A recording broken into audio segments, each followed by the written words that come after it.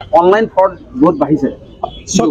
Stock মাৰ্কেটত বিনিয়োগৰ নামত যিসকলে টকা পইচা লৈছে, মই সাধাৰণ ৰাইজক জনাব খোজো যে এনেকুৱা কোনো ব্যৱস্থা নাই।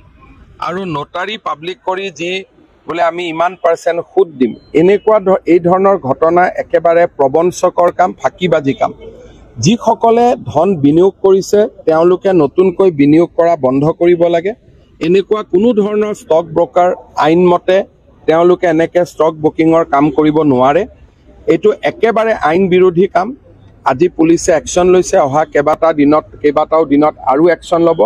মই ৰাইজক এটাই অনুৰোধ কৰিম যে ষ্টক মাৰ্কেটত কোনোবাই সোমাব খুজিলে তাত ডিমেট একাউণ্ট খুলিব লাগে, তাত এটা পূৰ্ণ ব্যৱস্থা আছে। এনেকৈ ব্ৰকাৰৰ থ্ৰুদি ষ্টক মাৰ্কেটত যোৱাৰ কোনো ৰাস্তা নাথাকে।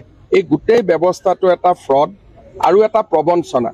ইয়াৰ পৰা সাধাৰণ ৰাইজ আঁতৰি থাকিব লাগে, নহ'লে এনেই বহুত টকা ৰাইজৰ ওলাই যাব। এই গোটেই এপবিলাকৰ পৰা আমি দূৰত থাকিব লাগে। আৰু এই এপবিলাকৰ লগত যদি আমি পৰোঁ, টকা পইচা যাব, কোনোতো গেৰেণ্টি নাই যে ইয়াত আমি ঘূৰাই টকা পাম। প্ৰথম কেইদিনমান টকা ঘূৰাই দিয়ে, তাৰপিছত নিদিয়া হৈ যায়।